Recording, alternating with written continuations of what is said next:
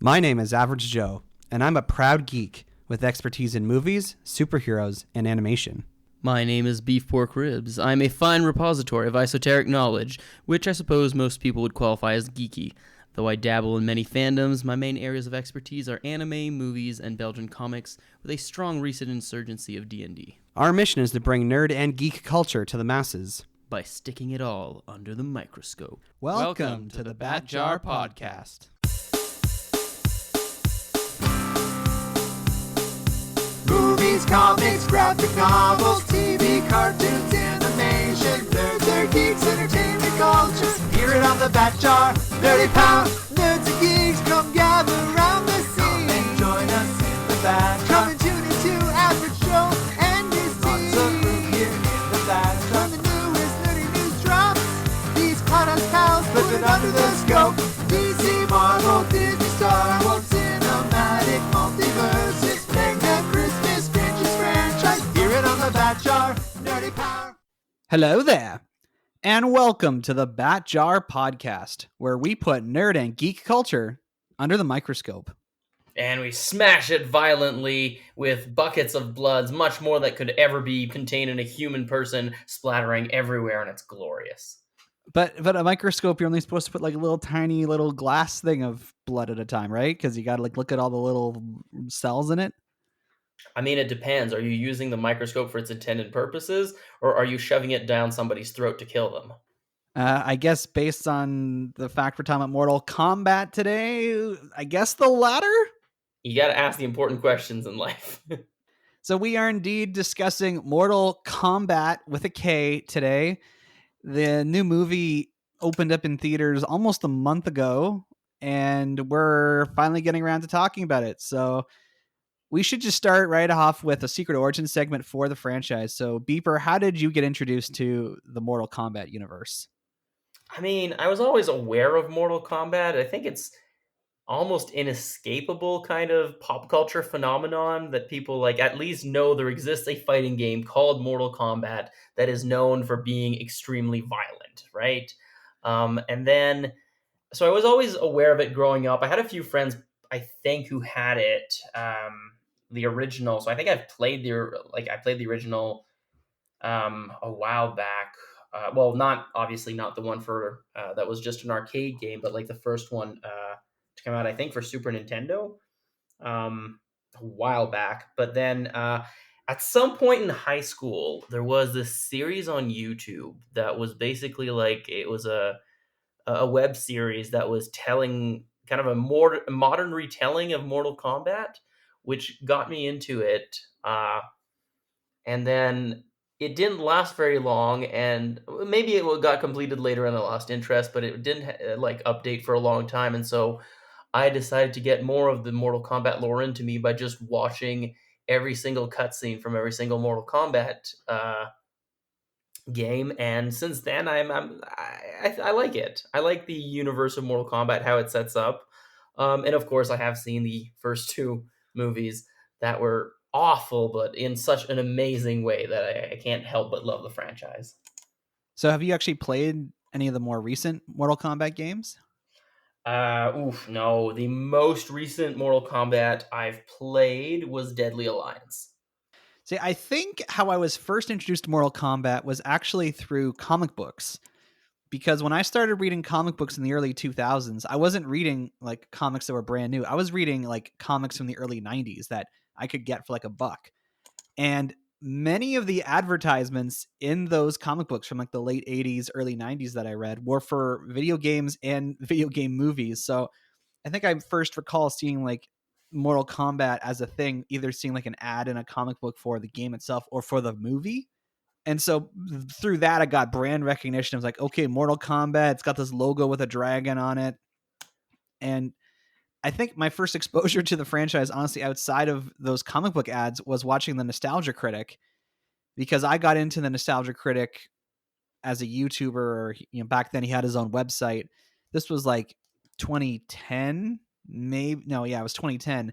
And at that point, he'd already been doing it for a few years. So he had this huge backlog of all these movies and old TV shows he'd talked about. And among those were all these like video game movies that were made in the 90s. And so I watched his episodes on both Mortal Kombat movies. And what I saw there was more than enough to convince me to never actually watch the films. And I think outside of Nostalgia Critic and the comic book ads, the only real connection I've had to the Mortal Kombat universe is I tried playing the DC Universe versus Mortal Kombat game that came out like in the 2000s. I don't even remember when it came out. And I just remember being frustrated by it because I've never been one to, I'm used to like Super Smash Brothers when it comes to fighting games where, there's a few buttons you have to know and you just know different directionals. But with a game like Mortal Kombat, at least how it is now, you got to know like 4 or 5 button combinations in order to do any techniques. And so I'd play this game as Batman, and in order to simply throw a Batarang, I had to know a 4-button combination and like 4 different buttons. And I'm like, it should not be so complicated to throw a Batarang. And I just got frustrated and gave up on it. I mean, two things. One, clearly your friends in high school didn't have a thing about watching bad movies. But the other one is, I don't know. Have you guys talked about not Mortal Kombat, but Super Smash Bros. On the podcast before? Not really, now that I think about it. Could be an interesting one to put in because it was actually quite revolutionary as far as fighting games go, for a number of reasons. One of it being its kind of like simplicity. And yeah, Mortal Kombat, it's always had that. And should we get into the reference to it in the movie? Because I love that. I thought that was great. Maybe write that down so we don't forget. Okay, all right. So it sounds like neither of us are super huge Mortal Kombat fans. So for our own sake and for everyone who's listening who perhaps doesn't know a bunch about Mortal Kombat, I'm also writing this Smash Brothers thing down and putting it in the jar before I forget. I often have a bad habit of saying I'll put things in the jar and I don't do it, so I'm just going to get this out of the way.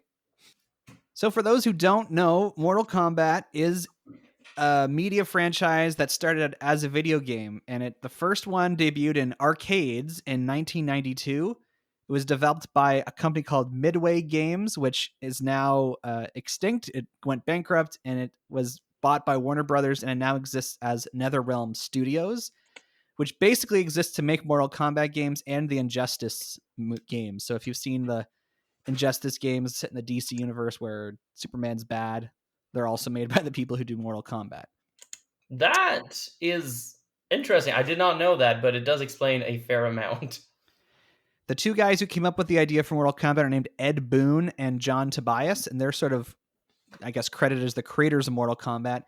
Apparently, the original idea started with making a fighting game involving a Jean-Claude Van Damme type, and I don't know if they actually reached out to him or not to use his likeness, but there is thinking that Johnny Cage, who is one of the characters, was meant to be based off of Jean-Claude Van Damme.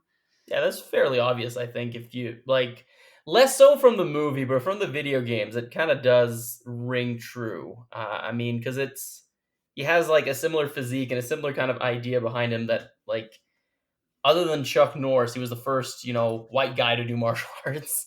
And even there, Chuck Norris was kind of a weird niche, whereas Jean-Claude Van Damme got fairly popular. And the irony, of course, is that Jean-Claude Van Damme ended up being in the Street Fighter movie that got made, which was a different fighting video game. Which was actually, well, I don't know. At the time, I don't think it still was like the main contender for Mortal Kombat. So, as you've already alluded to, the Mortal Kombat franchise, at least in video game form, is known for its violence and its gory fatalities, the kind of finishing moves the characters have when they have defeated their enemy. And back in the early 1990s, there really wasn't any censorship or monitoring of the video game industry. So they just put this game out in arcades, and kids of all ages could essentially observe people pulling off a head and ripping out a person's spinal cord and blood shooting out.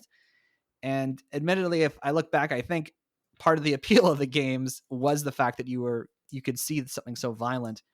And that caused problems when the game started being ported onto home consoles and Game Boy and whatever, because parents were, I guess, more aware of the fact that this happened. So Mortal Kombat's not entirely responsible for this, but I'm told it was one of the key reasons that the ERSB was created. The video game rating system was introduced. There was like Senate hearings the federal government in the United States held about violence in video games, and those led to the creation of the ERSB.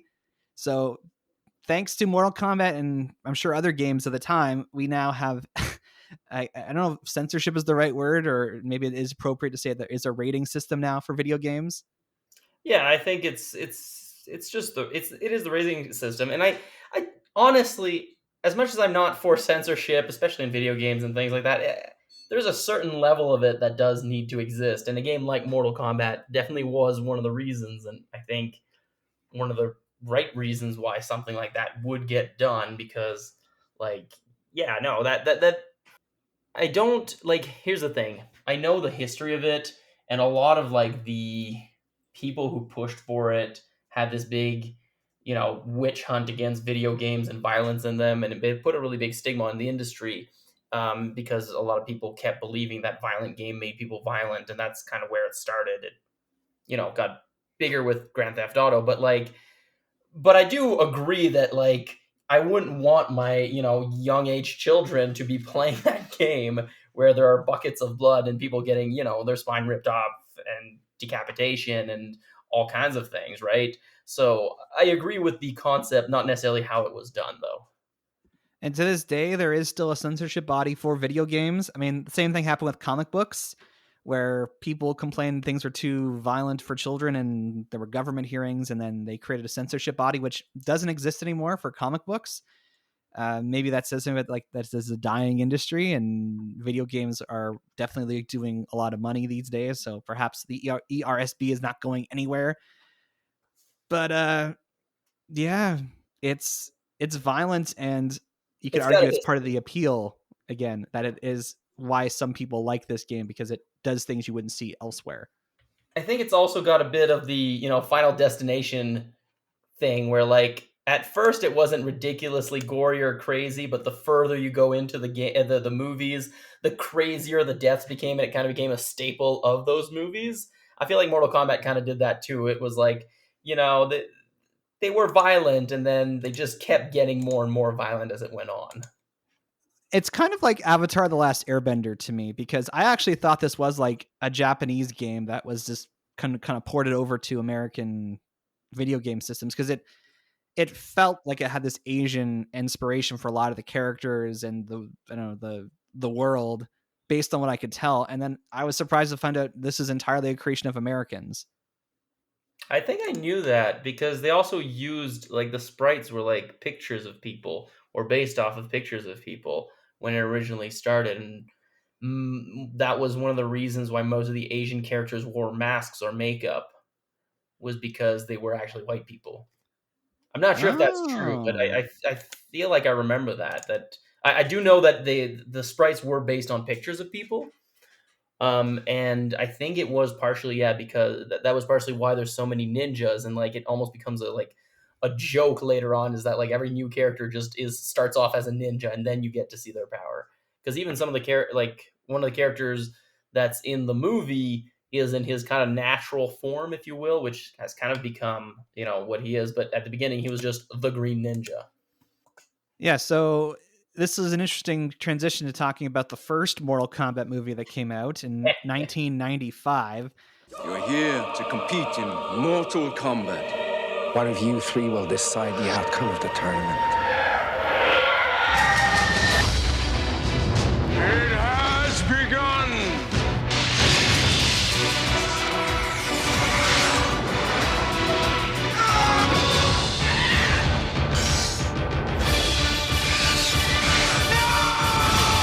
Mortal Kombat, rated PG-13. Because there were versions of the game on Super Nintendo and Sega Genesis that were censored. They did not include any of the blood. On the Sega Genesis, apparently you could enter a code that would kind of unlock all the fatalities and the blood. So you could find it. You just had to, I guess, know the right cheat codes. But there was a Mortal Kombat movie that came out in 1995, and we touched upon it briefly in our episode on video game movies. This was still relatively early on in the era of adapting video games directly into movies. And they made the decision to make Mortal Kombat as a PG-13 movie. And to this day, there are people who say that was a mistake, to take something that was famous for its violence and its R-rated content and try and tone it down for a wider audience. I mean, I think it was a mistake to make that movie to begin with. Like, CGI, as well as even, just martial art representation in movies, was nowhere near where it needed to be, like at least in mainstream media. Like, martial art movies do exist in the 90s that were good, but they were rare and they were like niche. Whereas this was like trying to be, kind of groundbreaking. It would have required much better fighting and much better special effects to kind of like encompass what they were trying to do. Or maybe more effort into the stunt choreography and physical effects. I'm not sure exactly, but like it was ambitious for more reasons than just the rating being too low. And it was directed by our old friend Paul W.S. Anderson, who is, again, if you listen to our video game movies episode, he's kind of famous for being the guy who just goes out his way to adapt video games into movies. And he kind of has this thing about not necessarily trying to adapt a specific game, but more so kind of doing like a side story set in the world of the video game. But from what I understand of this first film, it is a fairly faithful adaptation of the first two games. Somewhat, like, yeah, it is. I mean, it has the basic story. It's weird. It's not fully the second game, but it kind of is. But it definitely does follow like the structure of the first game pretty accurately, oddly. But also, there's also this strange thing with like adapting the story of Mortal Kombat, because the story happens between the games, right? Like, which I would argue makes it a better franchise to adapt into movies, because there is story, but it's not what you play barely affects the story. It's just, well, who wins the Mortal Kombat tournament, but the stakes and the setup happen before the game actually goes on. And there is like a canon winner, like, Liu Kang wins the first Mortal Kombat tournament in universe, and that kind of affects the events of the next one. Like, there is one canon winner, but then otherwise anybody can win it if you play with that character. But like, it's just literally mostly just a tournament, like bracket tournament of a fight in which, the winner takes it all. Yeah, so I guess if you're looking for something that's like a pure adaptation of the game where, again, it's literally like the video game is a one-on-one fighting game, and then it's, yeah, like you just said, it's set within this context of this big tournament, and every single playable character has this backstory about like where they come from and how they got to where they are. And it's not, you're just meant to like take them as they are, and the movie kind of does that too. All these characters are just there, and they're given kind of like lip service as to where they come from. But yeah, based on what I've heard people Sometimes say, very it's, clumsy lip service. yeah. So anyway, I would say, like, especially if you're interested in seeing like how violent the series can get, don't bother with the 95 movie. And then the sequel they made, like, recast a bunch of people, and I don't know, all of a sudden it's like they really dropped the ball, because the Oh man, acting is terrible, the effects are terrible, the story makes no sense. It's a real gong show. that movie is Mortal Kombat Annihilation is so painful to watch. It's one of those, like, at moments it's one of those so bad it's good that loops back around to being bad again sometimes. I mean, overall I still recommend it if you like terrible movies and train wrecks, because it's hilarious. And has, iconically one of the worst line delivery of cinema history, but it's, yeah, no, skip that one entirely. Which brings us now to this new Mortal Kombat movie, which is coming out in 2021. It was always planned to come out in 2021, so this is actually a movie that wasn't really affected too much by the COVID-19 pandemic. It got the dual US theaters and HBO Max release in the US, and then here in Canada, it was just basically made available for rental on digital platforms, because most parts of Canada, movie theaters are still closed, which is disappointing, because, again, this is the kind of movie I would have enjoyed watching on a big screen, because it's a big action movie with a lot of intricate fighting. There's scenes that happen at nighttime where, watching on my computer, it was kind of hard to tell what was going on. And I think Yeah, perhaps the bigger screen might have helped. it was definitely a nice cinematic movie.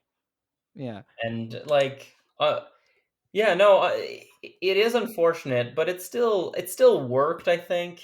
Like, I agree that it would have been nice to see it on a bigger screen. I mean, I have a fairly large TV, so it wasn't too bad.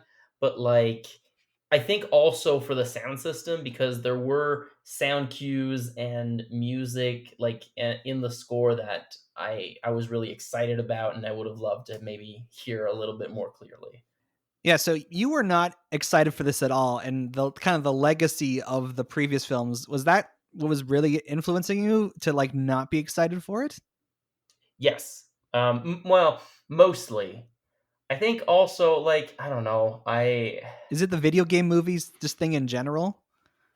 It was partially the video game movie, but like also the Mortal Kombat movies are iconically bad even within that genre. And I didn't understand why anybody would try to revive that unless like and but also I guess we'll get to talk about it, but also the main character audience insert person I was not excited about. I also kind of knew who the main characters were, and I could see it, but I just up until I saw the trailer, I was very apprehensive. Then I saw the trailer and I was like cautiously optimistic. And then unfortunately, I saw the honest trailer. I say unfortunately, it did get me excited, a bit more excited about watching the movie, but also spoiled a few things, and which I would have liked to see for the first time. But I did like it did make it obvious to me like now these people weren't taking themselves too seriously and were putting at least enough fan service in the movie that it would be entertaining and that I would probably enjoy it. So what, based on Rotten Tomatoes, you probably have access to the same information I have, but how do you think the critics fared with this one? Like what percentage would you say the tomato meter's at? I saw it because I saw the agenda for today's podcast, so I saw it. Which I don't know. I think 55%. Is that what it was? Yeah, that's right. Yeah. I think that's a little harsh. Like, no, like I'm not saying it was an amazing movie. I'm not saying it was a blockbuster. I think it was the movie I've enjoyed the most this year so far. I can still admit Raya was a better movie, but like I didn't think it was that bad. Well, and that says something about the audience score too, is like audiences put it at 86%. Yeah, and I think that there's a fair amount of people who may have watched this movie who did not know about Mortal Kombat or look into it. So I think like I'm not again, I see a lot of the problems with the movie, but I also don't think it was that bad. And I think a lot of those problems are also just normal action movie problems rather than something this movie does particularly poorly.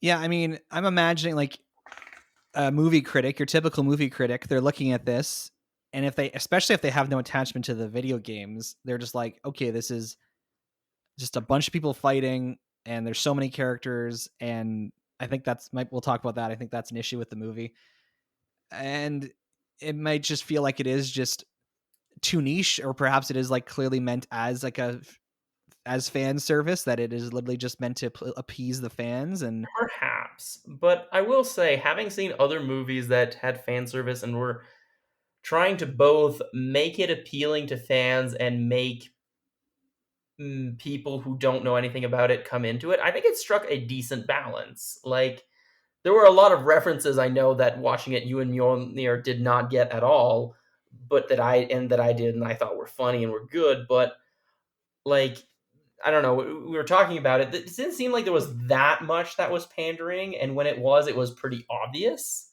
mm. Like, nobody in the middle of a fight will like finish the fight and say out loud flawless victory, right? Like it's clearly from the video game, but I don't think those were like alienating things. Whereas like there's, if we take the classic example of how not to do that, Dragon Ball Evolution, there was just too much information that if you didn't know Dragon Ball, you would not be able to get, and just not enough actually there to make it enjoyable for mainstream. Yeah, and speaking of the mainstream, this thing got a theatrical release in the United States and maybe somewhere in Canada, I don't know. But the narrative about the box office of this movie changed very quickly, because its opening weekend, it did quite well. It was number one at the box office. It was one of the higher opening weekends that we've had in the pandemic. It was for an R-rated movie, it was pretty decent, but I think it made something like 25 million its opening weekend. And when you look at like the highest R rating opening weekends, it's like Logan and Deadpool and stuff, which are like much higher than this. But it was still celebrated alongside the Demon Slayer movie because they opened up the same weekend. They were both R rated, and they were both like targeting, I guess you would say, more niche audiences. And they both opened around the same area. Like the first weekend, Mortal Kombat did better. But then in the second weekend it was released, it dropped 73%, which is a terrible decline in revenue for a movie. Usually a blockbuster will decrease between 40 and 50% between its first and second weekend. And it dropped 73% to the point that Demon Slayer was actually number one at the box office in their second weekend because more people, I guess, stuck around to watch Demon Slayer or to see it for a second time than they did for Mortal Kombat. And then by the third week of its release, it was in like third place. There was like a movie with Bob Odenkirk, which was number one, and then Demon Slayer, and then Mortal Kombat. So I don't know. Is this movie a success or not? Is this the pandemic's fault? Who's to say? The one thing I did see someone celebrate this for is that like exit polling of like who attended the movie showed that it was a very diverse audience. Like people, like each major racial group in the United States was well represented in the breakdown, which is a thing to celebrate because generally a lot of movies made by Hollywood kind of skew towards a mostly Caucasian audience.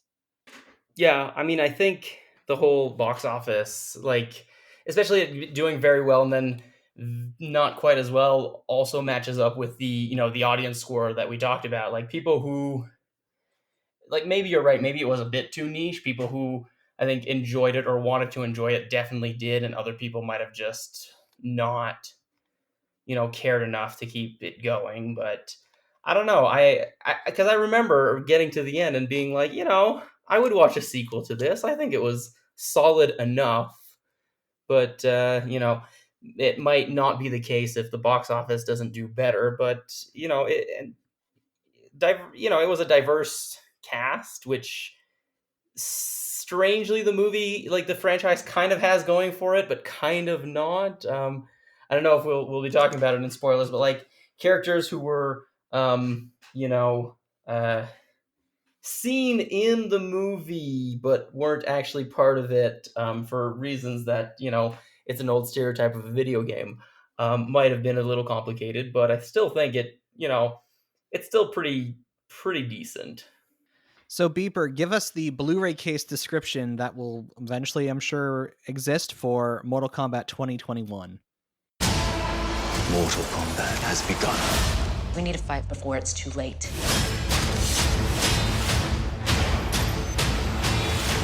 There's a war coming.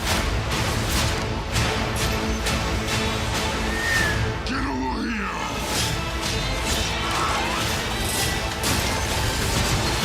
I am Sub-Zero. Mortal Kombat in theaters and on HBO Max the exact same day. Rated R. After Outer Realm has won 9 victories in Mortal Kombat, only one more remains in order for them to take over Earthrealm. An unlikely group of chosen warriors from our realm must gather together and survive the evil Shang Tsung, wrong game, the evil Shang Tsung and his army of assassins who seek to take them out before the tournament even begins. So this might be a spoiler, but we'll just say it here. Even though the Mortal Kombat games are based around these Mortal Kombat fighting tournaments, this movie never really gets there. They're always talking about the tournament coming up, and the main plot is basically the bad guys are trying to kill off all the heroes of Earth before the tournament even starts. Which I believe was part of the plot of the second game or the third, I can't remember. But at some point, just to ensure he wins, Shang Tsung ends up tries to kill the Earthrealm protectors before the tournament actually starts. So it is like it is a canon story beat for Mortal Kombat, and I didn't have a problem with it, especially because, as I said, like, the actual tournament is literally just a bunch of one-on-one fights. It doesn't make for a very exciting story, but as mentioned before, what happens between just before and just after the tournament is where the bulk of the story is, where there is character development or growth and changes. Mostly, there's obviously exceptions, especially as you get into later, but at least for the first like 4 games, that was more or less what it was. And so I wasn't overly surprised or disappointed that the Mortal Kombat tournament wasn't actually in the movie. I think people are obviously going to compare this to the 1995 movie. It can't be helped to not. And so with this film having an R rating, it goes everywhere you'd want, I guess, a Mortal Kombat movie to go in terms of the fatalities and the violence. And I guess because they knew they were going to get an R rating, they just threw in all the F-bombs that you expect. Like, I don't know. I just found it like a little excessive. I'm like, okay, certain characters perhaps, but like to have this many people use it, dropping the F-bomb every other line, I was like, But I feel that's a common problem with like when you get the R rating and go crazy with it. Like I do understand what you mean, though. I will like, come on, it was completely justifiable for Kano to swear as much as he did. But for some of the other characters, yeah, you're right. It did seem a little odd at times. so that's certainly the first point of comparison, is that it faithfully adapts all the violence you would want from the video games, and it looks convincing for the most part.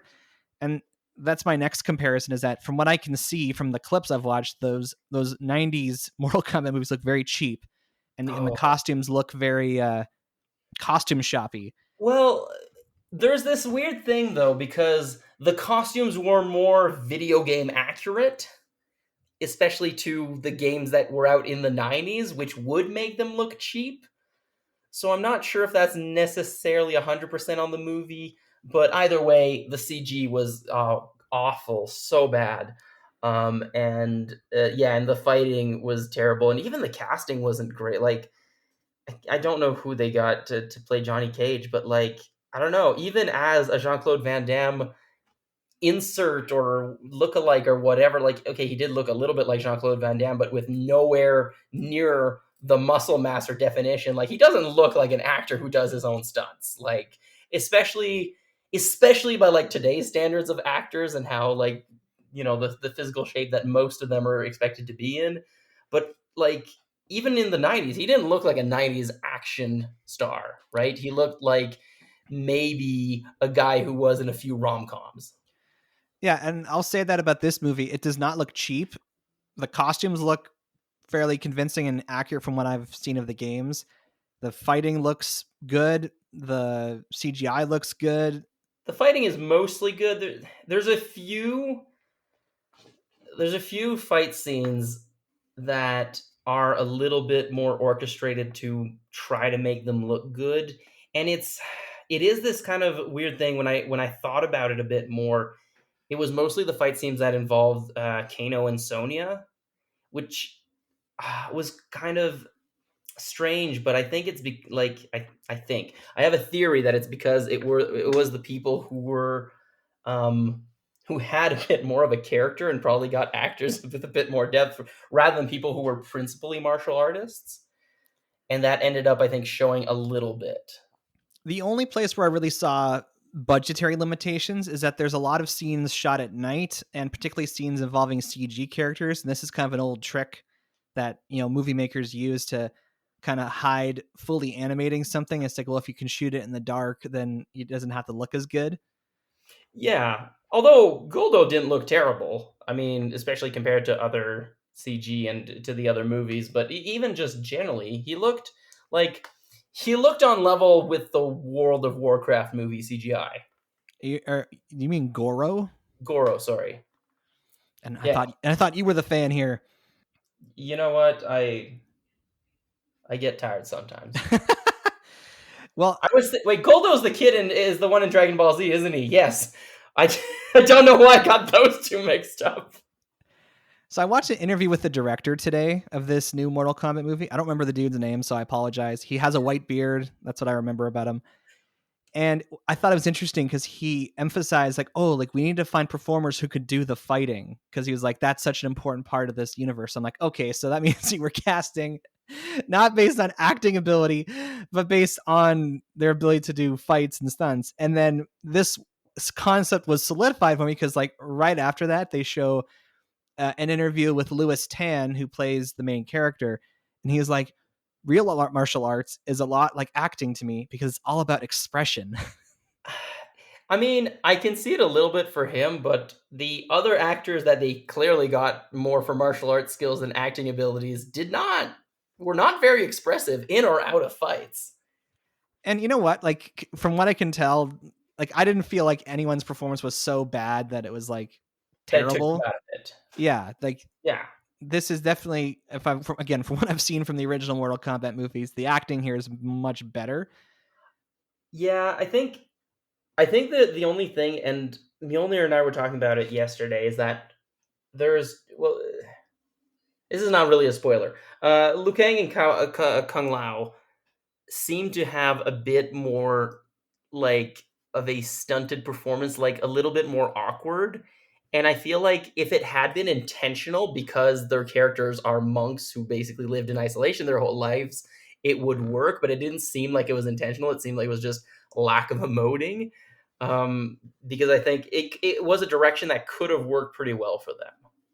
So watching this movie, I really had the experience that I imagine the casual moviegoer has whenever they watch a Star Wars movie or a Marvel movie or a Especially Harry Potter nowadays. movie, because there were so many characters, and some of them you only know what they show up and they're there, and someone like calls out their name and you're like, okay, I guess that's person's name. And then there's like an offhand comment about their backstory.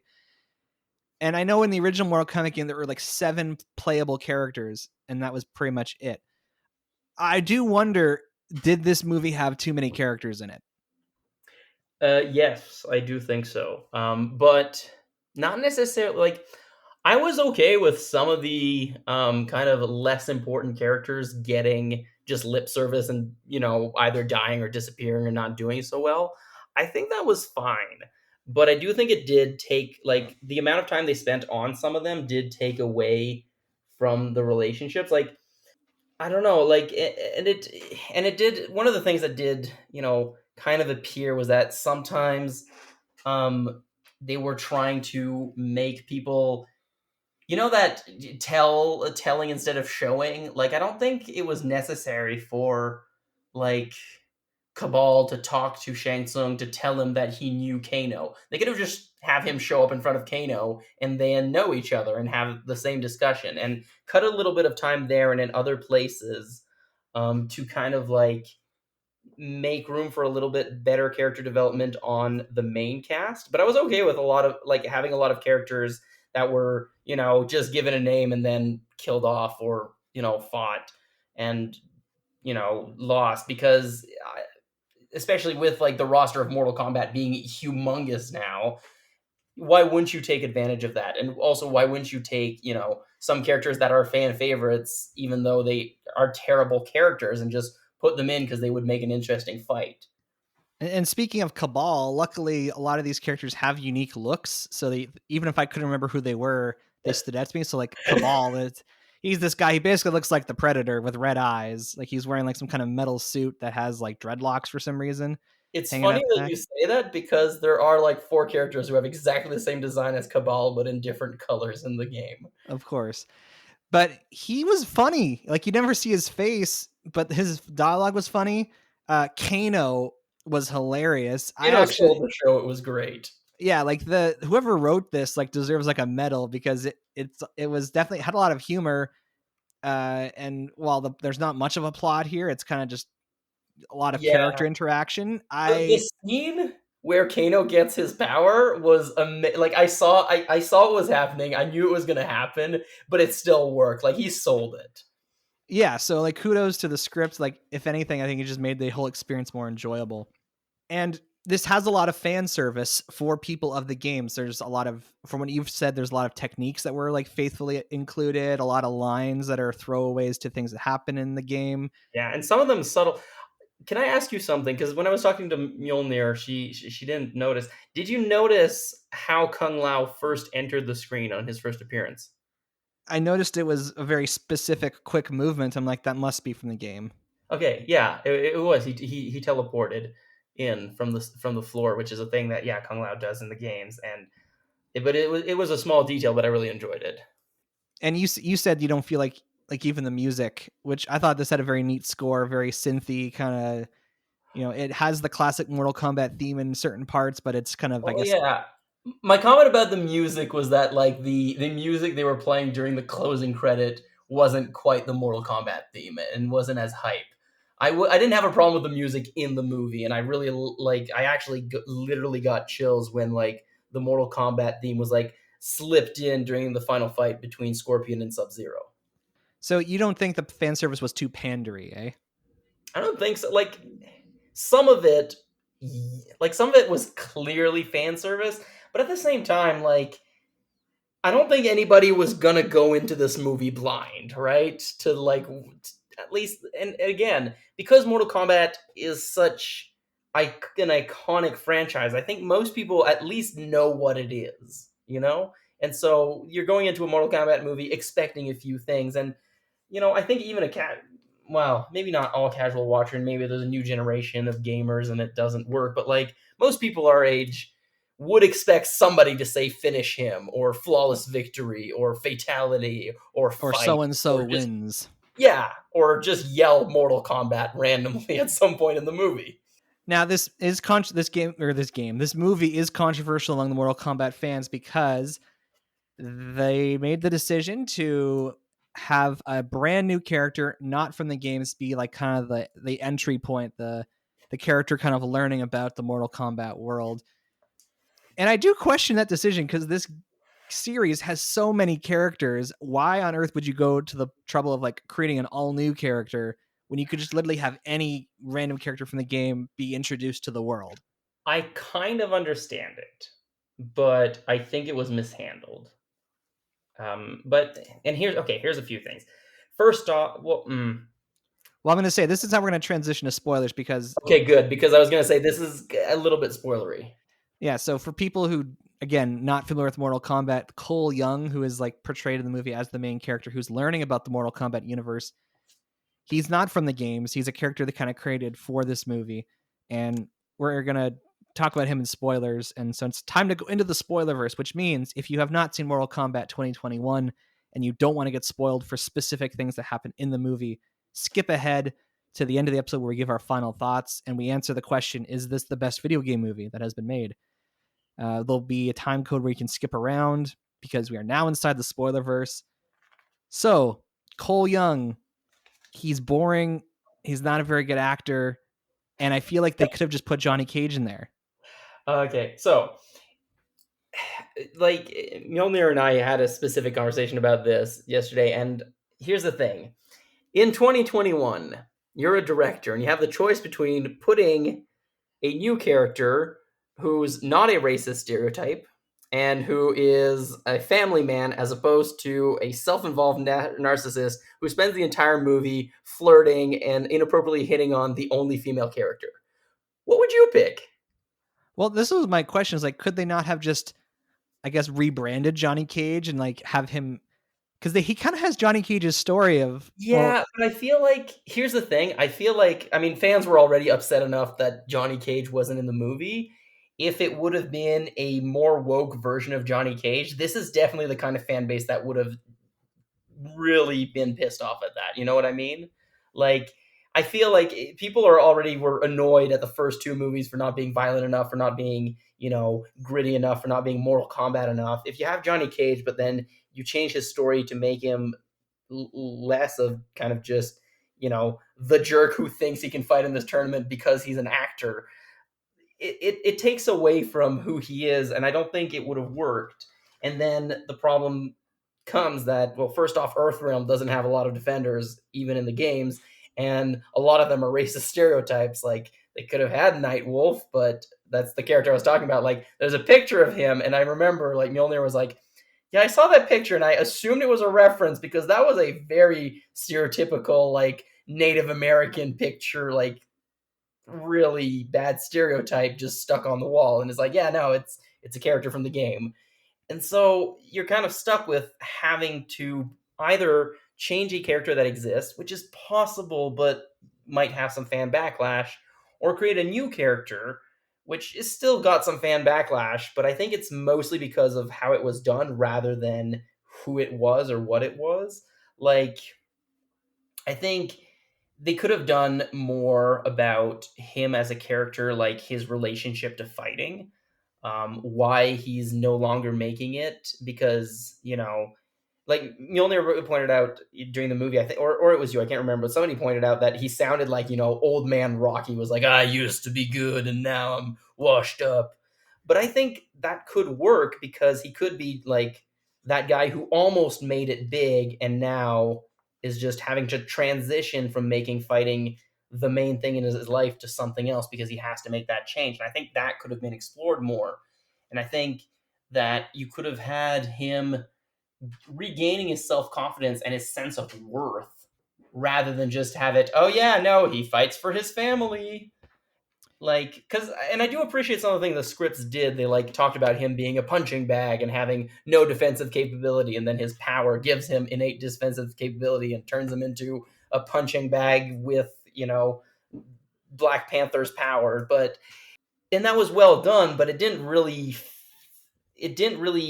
give his character anything more than just I'm married. Well, and he's like a descendant of Scorpion. Yeah, but that's not part of his character. That's a plot device. Well, it's the explanation as to why he's a chosen individual, right? Yeah, which was weird and inconsistent, and one of those things that one of the things I liked the least about the movie was like having the chosen ones.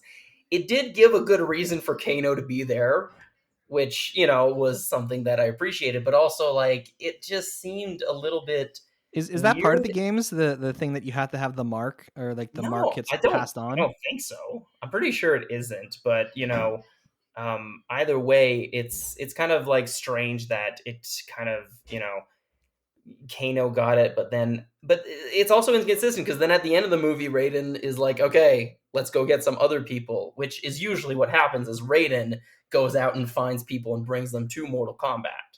Right. Because they And explain that if you can essentially take someone's mark if you kill them. yeah, but then there's a bunch of people were dead and killed by Outworld or Outrealm or people. So why would they, where would the mark go or how would it make it appear? Which that whole plot device was weird. Yeah, it made me think of Also, Raiden JoJo's. was my least favorite character for a number of reasons. Well, okay, just to wrap up with Cole, Yeah. I think he was underwhelming, and in the finale when Scorpion shows up, it's like, oh, it's Scorpion, but then Cole's also there, and he can't. Mjolnir pointed this out. It's like he's really like extra weight, and Yeah. I think they could have written a way to like that, like I don't know, Cole disappears in order for Scorpion to be in the physical world, so that we wouldn't have to have like this weird 2-on-1 thing going Yeah. on. I also think that they could have just not had Cole and then focused a bit more on the backstory of Jax and Sonya together, as well as the backstory of Kung Lao and Liu Kang. Sorry, blanked out there. But yeah, because I did think like there was something there in both those relationships, but there was just not enough time to develop it more, especially Kung Lao and Liu Kang, because it's a bit more central. So like they could have done somewhat like the 95 movie did, which maybe they were trying to avoid, and make Liu Kang the main character. Um, because if you cut out Cole from the movie, you don't lose that much other than plot devices, and you could have just developed other characters. You could have still had the whole backstory between, Sub-Zero and Scorpion, and just had, the Scorpion's kunai be the way to bring him back without having the whole bloodline subplot. I've heard some complain that the marketing for this movie really emphasizes the conflict and the rivalry between Sub-Zero and Scorpion, which, from what I understand, is a big part of the games. But if you think of this actual movie, the first 7 minutes establishes that conflict, and then it's mostly absent until the finale fight. So it was kind of like, I guess, misleading people. But since I didn't pay attention to the marketing, I didn't really care.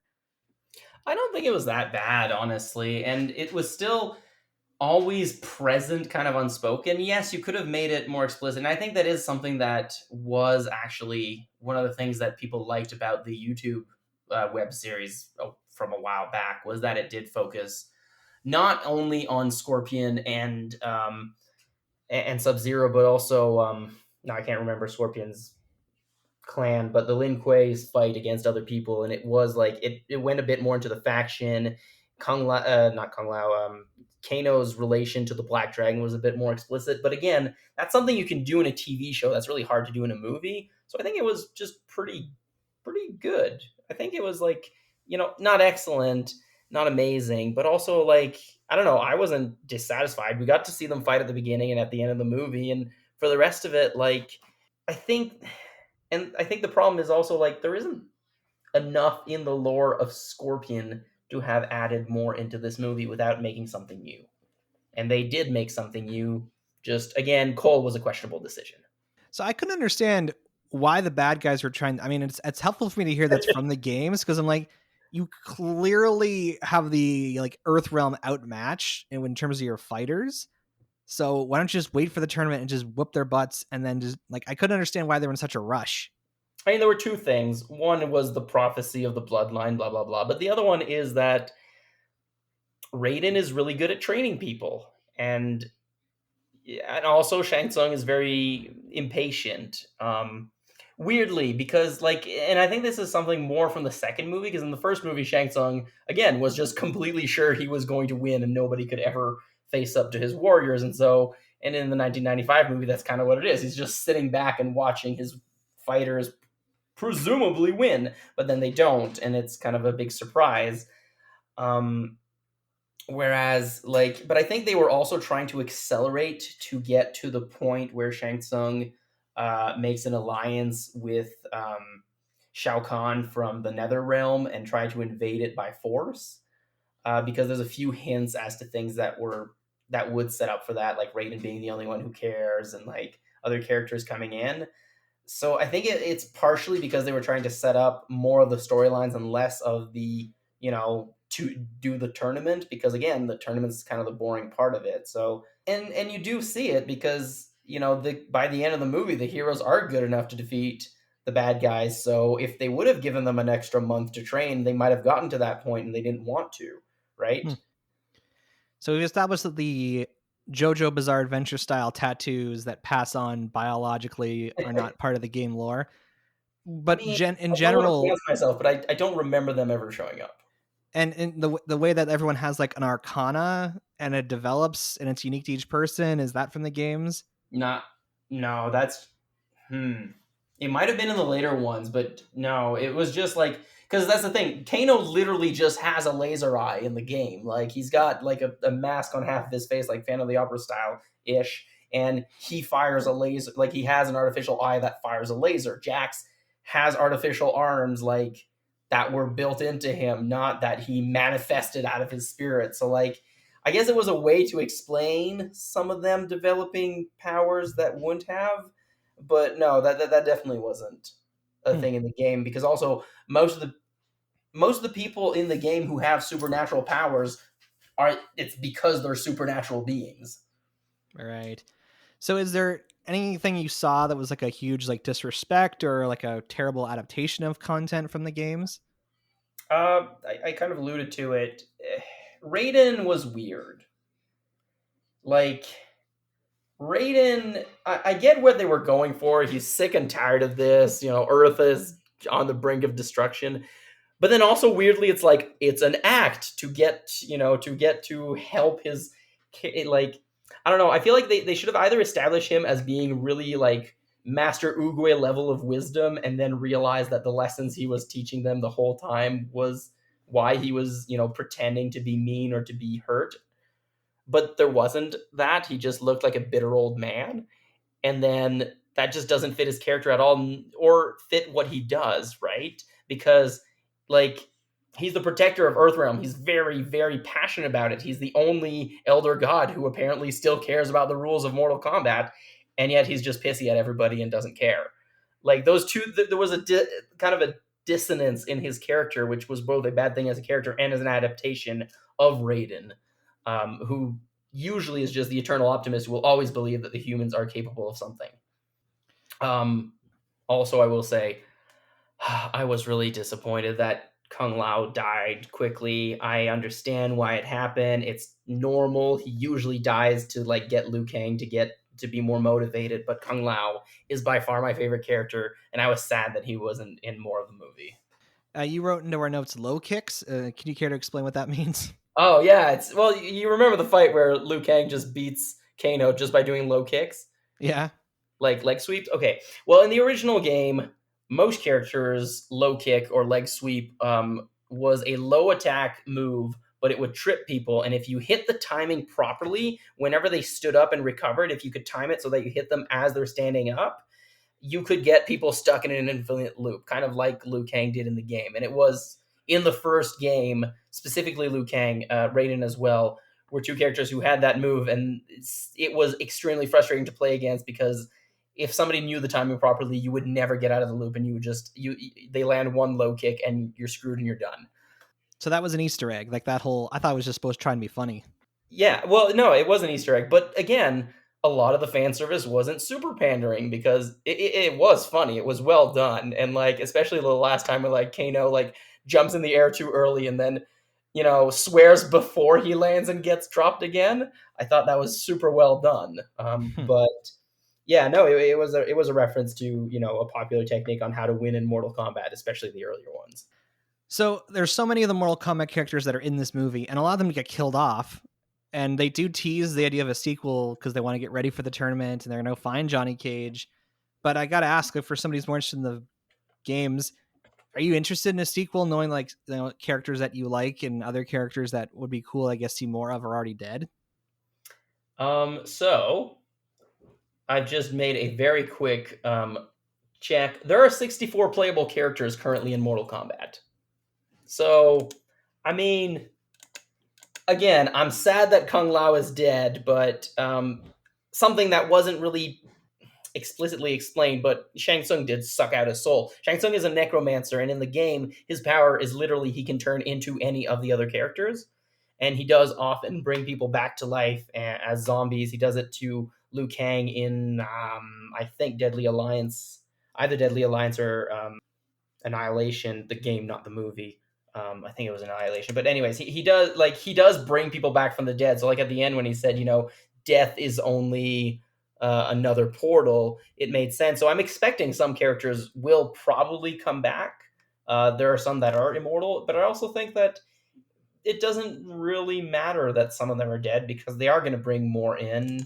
And there's, as long as you keep the like core characters and you do keep them alive and keep them as part of the story, I think it still works. And like there is no like I said, there's not a lot of characters who are from Earthrealm. There are a ton from the other realms, so I feel like it just works well to just have a bunch of them come and go.